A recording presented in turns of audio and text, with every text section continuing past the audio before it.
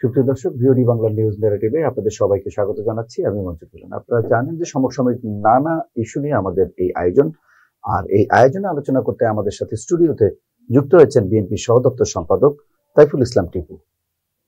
টিপু, আপনাকে ভিওডি বাংলার স্টুডিওতে স্বাগত জানাচ্ছি।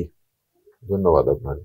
আমরা আলোচনা শুরু করতে চাই চলমান যে রাজনৈতিক বিষয় আছে। আমরা জানি যে জামায়াত ইসলাম তাদের অবস্থান থেকে সরছে না, অনড় রয়েছে। তারা বলছে যে পিআর ছাড়া কোনো নির্বাচন নয়, এমনকি তারা এও বলছে যে একবার হলেও অন্তত পিআর হোক। কিন্তু আমরা জানি যে বিএনপি ও পিআর এর পক্ষে।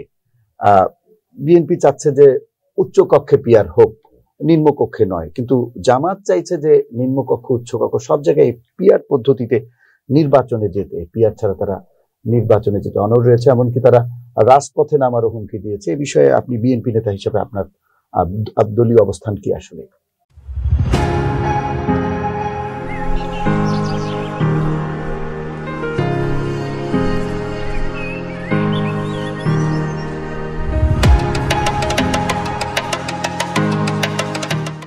এটা তো মূলত জামাত ইসলাম যে এটা করছে সেটা তাদের দলীয় দৃষ্টিভঙ্গি থেকে, আর তাদের রাজনীতির সকল কৌশল তো তাদের দলীয় দেশের জন্য কখনো করে না। তারা তাদের দলের যে বেনিফিট গুলা পাওয়া যাবে যেখান থেকে, সেই কাজগুলো তাদের প্রতিটা ক্ষেত্রে বাংলাদেশে তাদের রাজনীতিতে দেখেন তারা কিন্তু প্রত্যেক ক্ষেত্রেই তাদের বিভিন্ন সময় বিভিন্ন দলের সাথে তাদের সাথে কোনো নীতি আদর্শ বিষয় থাকে না। সকল সময় সকল প্রয়োজনে যে কোনো জায়গায় দলের সাথে তারা কম্প্রোমাইজ করে এবং তারা সেই ধারাতে চলে। কারণ বাংলাদেশের রাজনীতিতে এখন একটা পরিবেশ সৃষ্টি হয়েছে নির্বাচনের। সেই পরিবেশে এখন তারা তাদের দলীয় দৃষ্টিকোণ থেকে চিন্তা করছে যে যদি আমরা আসন ভিত্তিক নির্বাচনে যাই তো সেই ক্ষেত্রে আমরা বিজয়ী হওয়ার সম্ভাবনা খুব কম।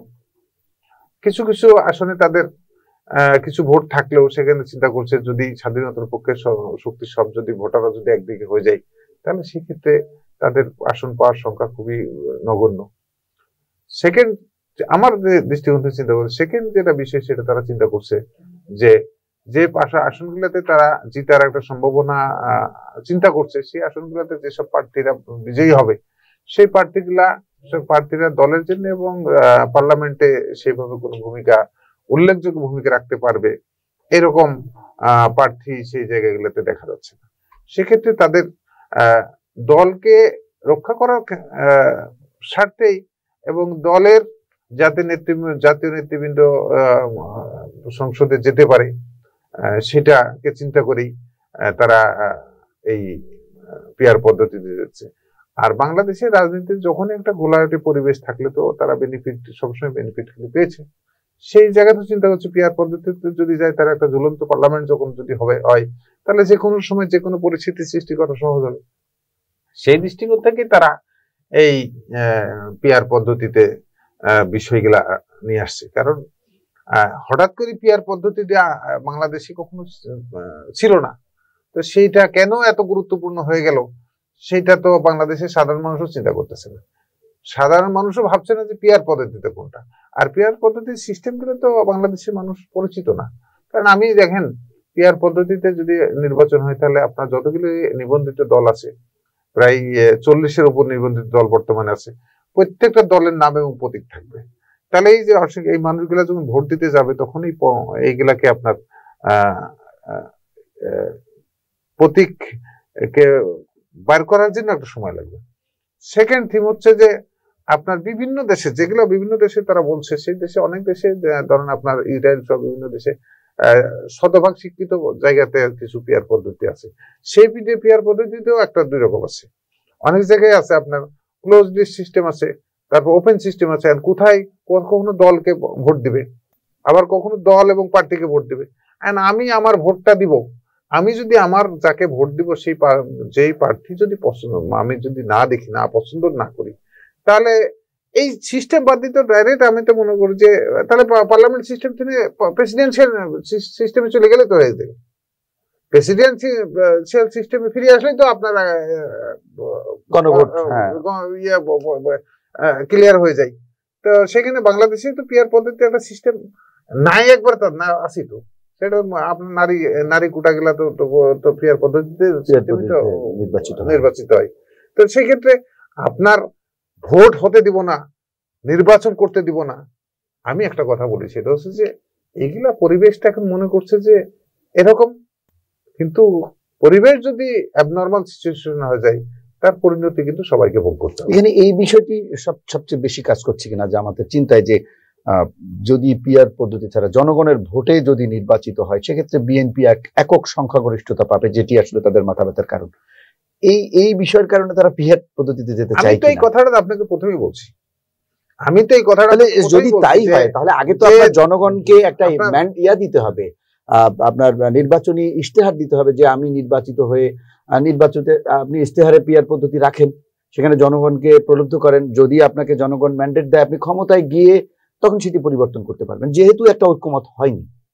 সেটাই তো, জনগণ আপনাকে চাইলে তো আপনারা যদি তাদেরকে চাই, তারা যেটা মনে বলছে যে জনগণ তাদের সাথে আছে, তাহলে তারা যদি অধিকাংশ যদি মানুষ যদি পিয়ার পদ্ধতি চায় তাহলে পার্লামেন্টে যাবে, ক্ষমতায় যাবে, তখন সেখানে সে পার্লামেন্টে বিল পাস করবে। সেটা না করে তারা রাজপথে থেকে কেন এতদিন পরে মানুষের যে একটা চাওয়া নির্বাচন, একেবারে অধীর আগ্রহে আছে মানুষ, সেই নির্বাচনটাকে বয়কট করার কথা, বয়কট বলবো না, মানে নির্বাচন হবে না পিয়ার পদ্ধতি ছাড়া, এই কথার অর্থ আসলে জনগণের কাছে তো দূর অন্য মেসেজ। তারা তো প্রত্যেক বাংলাদেশের রাজনীতিতে প্রতিবারই তো চৌধুরী বিপক্ষে রাজনীতি করে, এবং চৌধুরী বিপক্ষে রাজনীতি করে কখনো না কখনো কোনো দলের সাথে তারা ইনভলভ হয়। আপনি দেখেন না 86 সালে জাতীয় পার্টির সাথে আওয়ামী লীগের তারা মিলে নির্বাচন করছে, করি স্বৈরাচারকে দীর্ঘস্থায়ী করছে। 96 সালে পার্লামেন্ট এই কেয়ারটেকার গভর্নমেন্টের আন্দোলন করে আওয়ামী লীগকে এই দেশের ক্ষমতায় আবার ফিরে আসার ব্যবস্থা করছে। তার বিনিময়ে পে করতে হয়েছে অনেকগুলি মানুষকে, তাদের অনেক মানুষকে ফাঁসি দিচ্ছে, অনেক মানুষ খুন-গুম হচ্ছে। পরবর্তী পর্যায়ে 8 সালে এই যে ফখরুদ্দিন মহিউদ্দিন আন্ডারে নির্বাচনে যার যে পেশারাজ ছিল, সেই পেশারাজের মধ্যে কিন্তু তারা ইনভলভ ছিল, এবং সেই নির্বাচনে বেগম খালেদা জিয়া যেতে চাই নাই, তাদের জোটের কারণে যেতে বাধ্য করছে, এবং যিনি বেশি ভূমিকা রাখছে তাকেও ফাঁসি কাস্টে আওয়ামী লীগ ঝুলাইছে। এবং এই 8 সালের নির্বাচনে যার কারণে আজকে 15 বছর এই ফ্যাসিস্ট সরকার ক্ষমতায় থাকছে। আজকে বিভিন্ন পরিবেশ পরিস্থিতির কারণে বিভিন্ন অঙ্ক পোলারাইজেশন এক জায়গায় মিলন হয়েছে, মিলনের মধ্যে দিয়েই কিন্তু হচ্ছে আপনার ফ্যাসিবাদের পতন হয়েছে। এখন মনে করছে যে এরকমই মনে পৃথিবীতে থাকবে।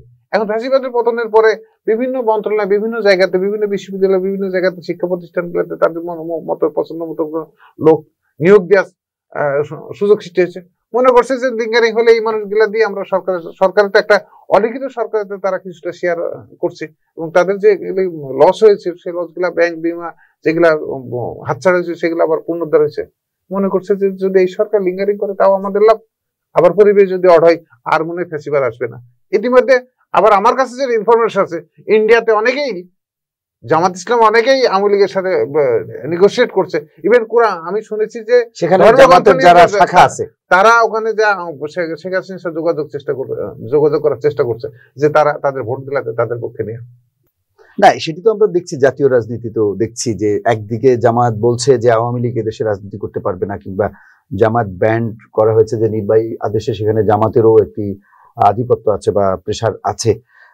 অন্যদিকে আমরা দেখছি সারা দেশে আওয়ামী লীগের লোকজন জামাতে যোগ দিচ্ছে স্থানীয়ভাবে, লোকালি। এই বিষয়ে আপনি কি বলবেন? আমি তো সেটাই বলছি যে এখানে কৌশলগত কারণে মনে করছে যে আওয়ামী লীগের লোকদেরকে নিয়ে জামাত ইসলাম ভোট করে পার হতে চাই। এখানে আওয়ামী লীগেরও মনে করছে যে জামাত ইসলামকে পার করে, সেখানে কাউন্টার কৌশল বিএনপির কি আছে? তো এখন এই যে কৌশল, এক বছর আগে আওয়ামী লীগ খারাপ ছিল, ফাঁসি দিছে, এক বছরের মধ্যেই আওয়ামী লীগের সাথে আবার পীড়িত করতে হচ্ছে। তার মানে আপনাকে বুঝতে হবে যে নৈতিকতার জায়গাতে থেকে কোন দলের রাজনৈতিক নৈতিকতা কতটুকু আছে সেটা আগে নির্ণয় করার বিষয়। আর বিএনপি গণমানুষের দল, রাজনৈতিক দল বিএনপি, বহুদলীয় গণতন্ত্রে বিশ্বাসী বিএনপি তো কখনোই কোনো দলকে ব্যান্ড করার কথা বলছে না, আবার কোন দলের সাথে আমার সখ্যতা করবে।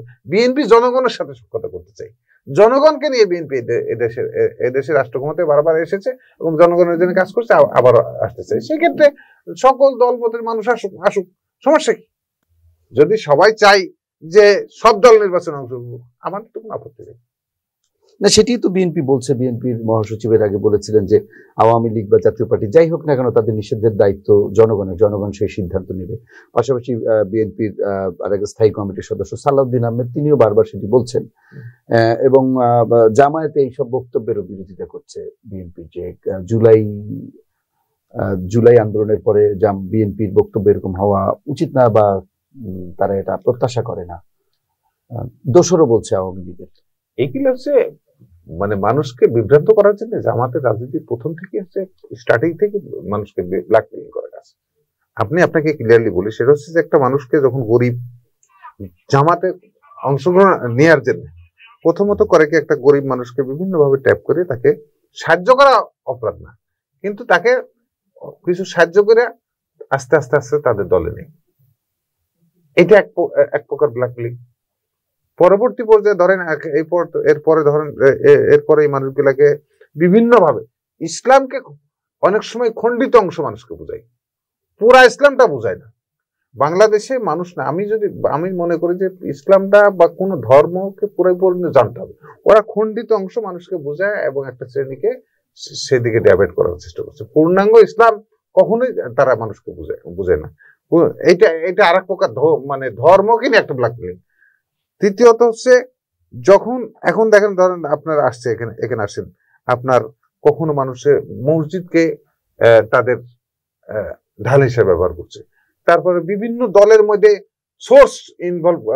সোর্স লাগানো, এটা তো একটা রাজনৈতিক দলের কাজ না। এটাকে আপনাকে মনে করেন যে এটাকে রাজনৈতিক দলের কাজ? বিভিন্ন দলের মধ্যে যেটাকে বিএনপি গুপ্ত রাজনীতি ঢুকাই দিচ্ছে। পরবর্তী পর্যায়ে দেখেন মানুষকে ভোট নেওয়ার জন্য, আমি শুনেছি যে ডাকসু নির্বাচনে অনেক টাকা পয়সা ইনভেস্ট করছে। তা আমি ভোট নেওয়ার সময় যদি আমি ভোট কিনি মানুষের কাছ থেকে ম্যান্ডেট নেওয়ার সময় যদি কিনে নিয়ে যদি, এটা এক প্রকার দুর্নীতি না? মানুষকে দুর্নীতির মধ্যে নিমজ্জিত করা। তো তারপরে ধরেন বিভিন্ন জায়গায় আপনার ক্ষমতায় বিভিন্ন জায়গায় তাদের প্রতি যাদেরকে চাকরি দেওয়া হচ্ছে, বিএনপি আওয়ামী লীগ তো মানুষকে চাকরি দেয় বা তাদেরকে হেল্প করে, বিনিময়ে তো কিছু পায় না। প্রতিটা মানুষকে তারা তাদের দলের মধ্যে নেওয়ার পরে তার উপার্জিত অংশ থেকে একটা অংশ দলকে দিতে বাধ্য করা, বা এটা দেওয়ার শর্তে তাদেরকে ইনভলভ করা, এটা আর এক প্রকার দুর্নীতি। সমস্ত দুর্নীতিগুলো তো রাজনৈতিক যে দুর্নীতি, সামাজিক যে দুর্নীতি, এটা সুকৌশলে, ধর্মীয় যে দুর্নীতি, সুকৌশলে সকল কাজগুলি তো তারা করছে। এটা তো কোনোভাবেই শিষ্টাচারের মধ্যে পড়ে না।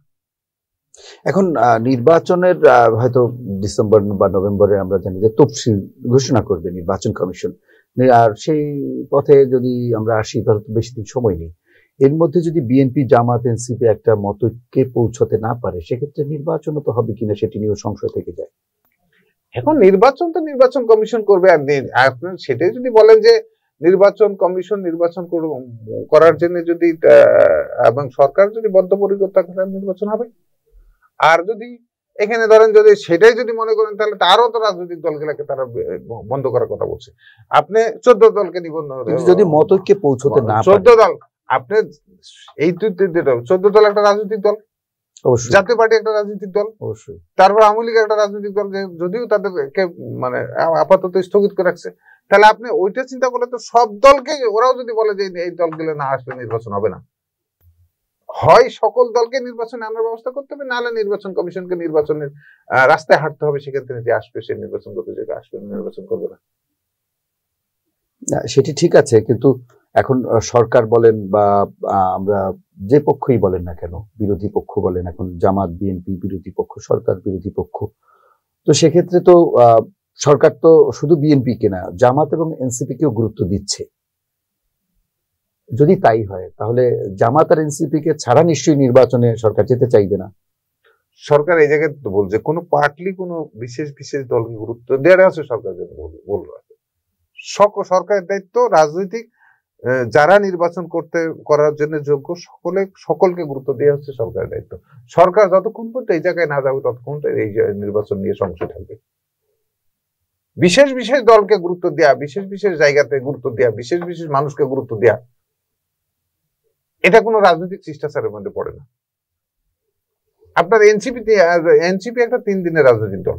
এনসিপি যারা রাজনীতি করে তারা আমাদের ছেলের বয়সী, ছেলে মেয়ে, আমাদের ছেলে মেয়ের বয়সী, সিনিয়রদের বাদ দিই। তাদেরকে সিনিয়রদের বিষয়ে যে ভাষায় তারা কথা বলে, যে ভাষায় তারা বক্তব্য দেয়, এটা তো রাজনৈতিক শিষ্টাচার না, সামাজিক শিষ্টাচারের মধ্যে পড়ে না। তো সেই এনসিপি কে যদি এত গুরুত্ব দেয়, তাহলে তো রাজনৈতিক নির্বাচনটা মানে অনিশ্চিত হওয়ার সম্ভাবনাই বেশি। অনেক রাজনৈতিক দল আছে না, ভোটে কে পাশ করবে কে ফেল করবে সেটা পরের কথা, কিন্তু রাজনৈতিক বোদ্ধা যারা, রাজনীতিবিদ হিসেবে যাদেরকে বাংলাদেশে চিহ্নিত করায়, তাদেরকে যদি সাইড লাইনে ফেলা রাখা এই 2-4টা দলকে বা যাদের কোনো রাজনীতির অভিজ্ঞতা নেই তাদেরকে গুরুত্ব দিলে তো এই সমস্যা সৃষ্টি হবে। এই পরিস্থিতির মধ্যে আমরা দেখলাম জাতিসংঘ সফরে গেলেন বিএনপি মহাসচিব, মানে প্রধান উপদেষ্টার যে সফর, সেই সফরে গেলেন সফর সঙ্গী বিএনপি মহাসচিব, এনসিপি নেতারা এবং জামাত নেতারা। এই বিষয়টা কি আপনি কিভাবে দেখছেন? এটা তো অবশ্যই একটি ইতিবাচক দিক। জাতিসংঘের সাধারণ অধিবেশনে আমাদের দলের প্রতিনিধিরা মহাসচিব সহ গেছে, এটা দলীয় হাইকমান্ড সিদ্ধান্ত নিয়েছে, সেই সিদ্ধান্তের আলোকে তারা গেছে এবং সেখানে অবশ্যই সেটাকে পজিটিভলি চিন্তা করা যেতে পারে। কিন্তু আমি যে কথাটা কিছুক্ষণ আগেই বললাম যে আপনার এখানে আরো অনেক রাজনৈতিক বোদ্ধা ছিল, তাদেরকে ইনভলভ করলে আরো বেশি ভালো হতো। মানে যারা প্রাজ্ঞ, অনেকদিন ধরে রাজনীতি করছেন, ছোট ছোট দল, যেমন আমি ছোট বড় বলতেছেন, নাগরিক ঐক্যের মান্না ভাই, যতক্ষণ পর্যন্ত পার্লামেন্টের প্রতিনিধিত্ব ফাইনাল না হবে ততক্ষণ পর্যন্ত ছোট দল আর বড় দল কোনটা এটা তো নির্ণয় করা কঠিন। যাই হোক, অনেক অভিজ্ঞ রাজনীতিবিদ আছেন, মাহমুদুর রহমান মান্না, জোনায়েদ সাকি, আরো অনেকে আছেন, সাইফুল হক, আরো অনেকেই আছেন, আসাম আব্দুর রব, এরকম অনেকেই আছেন। এরকম প্রশ্ন অনেকে তুলছে যে তাদেরকে হয়তো আমন্ত্রণ জানানো যেত কিনা বা তাদেরকে সফরসঙ্গী করা যেত কিনা। আমি তো এই কথাটা আপনাকে বললাম যে রাজনীতি যারা বুঝে তাদেরকে নিয়ে যতক্ষণ পর্যন্ত সরকার কনফিডেন্সে না নিতে পারবে, আর সরকার যখন এই যে মানে প্রথম থেকেই দাদা নাতির সরকার বানাইছে এবং সব জায়গাতে দাদা নাতির প্রভাবটা বিস্তার করার কারণেই কিন্তু আজকে সব জায়গায় সমস্যা সৃষ্টি হচ্ছে। ধন্যবাদ। আমরা একটু অন্য আলোচনায় আসতে যাচ্ছি। আমরা জানি যে সনাতন ধর্মাবলম্বীদের সবচেয়ে বড় উৎসব দুর্গোৎসব, সেটি বাংলাদেশে পালন হতে যাচ্ছে। আগামী 28 তারিখ সেই উৎসব শুরু হবে এবং 2 তারিখ পরবর্তী মাসের 2 তারিখ পর্যন্ত সেটি হবে। সারা দেশে মণ্ডপগুলোতে প্রস্তুতি চলছে, তারা তাদের যে মণ্ডপগুলো সাজাচ্ছে, তারা মূর্তি তৈরি করছে। নিরাপত্তা নিয়ে একটা সংখ্যার মধ্যে সরকার বলছে যে না, নিরাপত্তা নিয়ে কোনো সংখ্যা নেই, আগের বছরের তুলনায় অনেক ভালোভাবে এই পূজাটা সম্পন্ন হবে।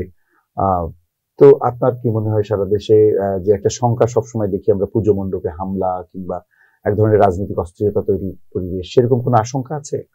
এখানে তো আপনার, আমি মনে করি যে এখানে রাজনৈতিক আশঙ্কা কিছু জায়গাতে হয় আপনার অপরিকল্পিত দুষ্কৃতিকারীরা, আবার কোথাও কোথাও দেশের ভিতরে যেহেতু রাজনীতিক একটা অস্থিরতা সৃষ্টির একটা পরিকল্পনা সবসময় এখন বর্তমানে বিরাজ করছে, সেক্ষেত্রে একবারে উড়াই দেওয়া যায় মনে করি না।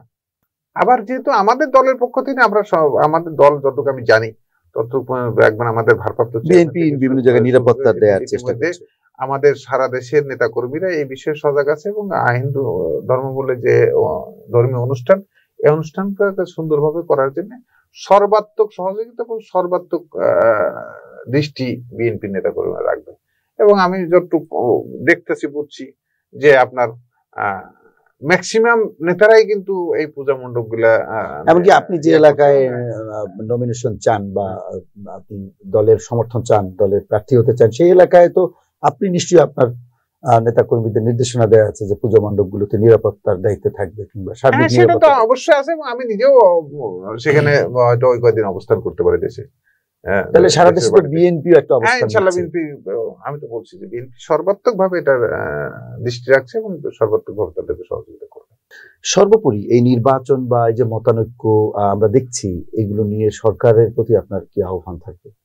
আমি তো বলছি যে সরকারকে আরো বেশি সজাগ এবং আরো বেশি গুরুত্ব দিয়ে সকল রাজনৈতিক দলগুলোকে এবং বিশেষ করে প্রশাসনের মধ্যে যারা আছে, এখানেও কিন্তু একটা স্যাবোটাজ করার একটা টিম আছে, এদের বিষয়েও একটা দৃষ্টি রাখার জন্য রাখতে হবে এবং আপনার সকল রাজনৈতিক দলগুলোকে কনফিডেন্সে নিয়ে এসেই তাদেরকে নির্বাচনের দিকে আগাতে হবে। আর নির্বাচন যদি বিলম্বিত হয় তাহলে দেশের গণতন্ত্র এবং দেশের সার্বভৌমত্ব সব জায়গায় একটা অনুকূল পরিবেশ সৃষ্টি হবে। আপনাকে অসংখ্য ধন্যবাদ, আপনি আপনার মূল্যবান সময় ভিওডি বাংলাকে দিয়েছেন। আপনাকে আবারও ভিওডি বাংলার পক্ষ থেকে স্বাগত জানাচ্ছি, ধন্যবাদ জানাচ্ছি। Thank you. সুপ্রিয় দর্শক, আমাদের আলোচনা এখনকার মতো শেষ করতে হচ্ছে। অন্য কোনো দিন অন্য কোনো অতিথিকে নিয়ে আপনাদের সামনে আবারও হাজির হব। সেই পর্যন্ত সবাই ভালো থাকুন, সুস্থ থাকুন আর নিরাপদেই থাকুন। ধন্যবাদ।